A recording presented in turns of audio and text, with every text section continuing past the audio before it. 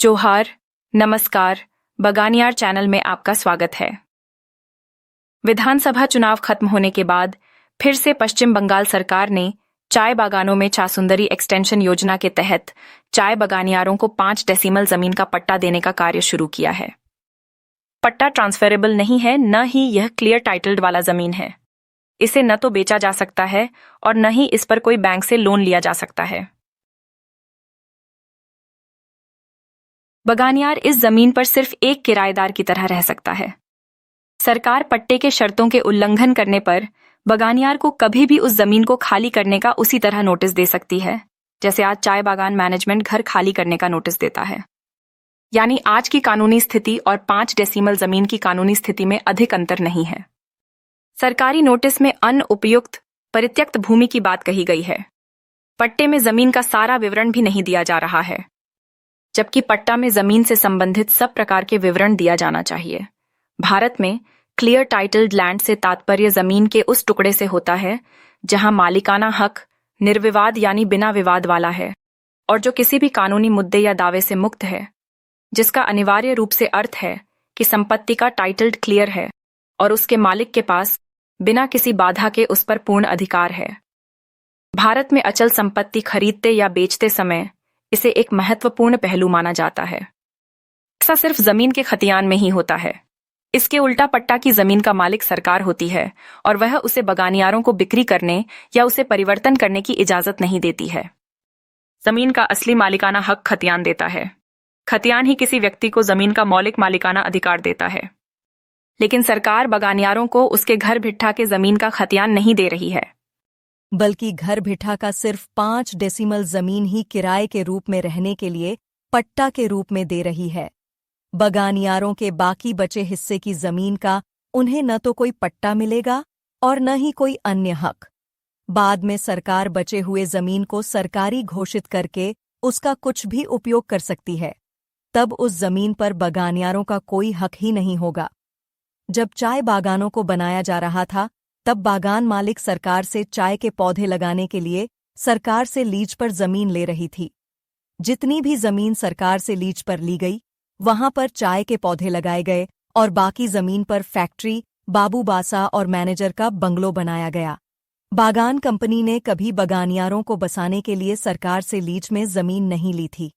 Dwarfs तराई में 1865 ईस्वी से बागान बनाए गए और आदिवासी और गोरखा बगानियार चाय बागान के बाहर घर और गांव बसाकर रहने लगे और दिन में चाय बागान में काम करने लगे।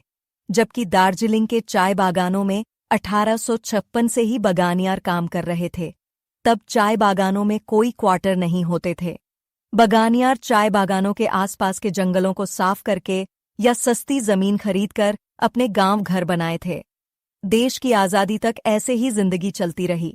बगानियार हमेशा अपने गांव बस्ती में रहते थे और पास के बागानों में कार्य करते थे। 1951 में सरकार ने द प्लांटेशन लेबर एक्ट बनाया और उसमें बागान कंपनियों को मजदूरों के लिए क्वार्टर बनाकर देने का प्रावधान किया। कंपनी के पास क्वार्टर बनाने के लिए जमीन नहीं थी, न ही रुपये। तब सरकार ने 1953 के कानून the West Bengal estate acquisition act के द्वारा बगानियारों के गांव बस्ती की जमीन को उनके अनुमति के बगैर ही अधिग्रहित करके बागान कंपनी को क्वार्टर बनाने के लिए दे दिया और साथ में क्वार्टर बनाने के लिए उसका लागत का 33% केंद्र सरकार ने और 33% रुपये राज्य सरकार ने सहायता के रूप में दिया। अधिग्रहित जमीन पर क्वार्टर बनाए गए और मजदूरों को रहने के लिए दिए गए। बागान कंपनी मजदूरों की कमाई से क्वार्टर का किराया वसूलता रहा, लेकिन सारे बागानों में आज भी पक्के क्वार्टर सभी को नहीं दिए गए। जमीन अधिग्रहण के बाद सरकार को उस जमीन का मुआवजा बगानियारों को देना था, लेकिन वह भी नहीं दिया। भारतीय कानून के अनुसार यदि सरकार जमीन अधिग्रहण करके उसका मुआवजा नहीं देती है तो वह अधिग्रहण की प्रक्रिया अधूरी रह जाती है। यानी कानूनी रूप से वह जमीन अभी भी बगानियारों की ही है, लेकिन सरकार उस पर कब्जा जमाकर उसे बागान कंपनियों को लीज पर दे दी है। असल में वह जमीन मजदूरों के पुरखों की थी और उस पर अब उसके बेटी बेटियों का अधिकार होना चाहिए। सरकार को उस जमीन को बगानियारों को वापस कर देना चाहिए, लेकिन वह मजदूरों की मांग को अनसुना करके उन्हें किराए में रहने वाला 5 डेसीमल जमीन दे रही है, जो कि बहुत गलत है। 5 डेसीमल जमीन देने का नियम बांग्लादेश से आए हुए शरणार्थियों को देने के लिए बनाया गया था, लेकिन उसे भारत के मूल निवासियों को देने का प्रयास किया जा रहा है। भारत के मूल निवासी बाहर देश से आए हुए रिफ्यूजी नहीं हैं। उसके साथ ऐसा अन्याय नहीं किया जाना चाहिए। उन्हें तो उनके घर भिट्ठा की पूरी जमीन का खतियान दिया जाना चाहिए। लिमिटेशन एक्ट 1963 के एडवर्स पोजेशन के अनुसार उन्हें अपनी जमीन का खतियान पाने का हक है, लेकिन 5 डेसीमल जमीन और रुपये लेने से उनका एडवर्स पोजेशन अधिकार खत्म हो जाएगा। उन्हें अपने जमीन का खतियान मिलेगा तो उसकी जमीन का मूल्य 10-20 लाख से भी अधिक होगा और उस पर वह कुछ भी बिजनेस कर सकता है, लेकिन सरकारी पट्टे की जमीन पर वह सिर्फ एक किराएदार बनकर रह जाएगा।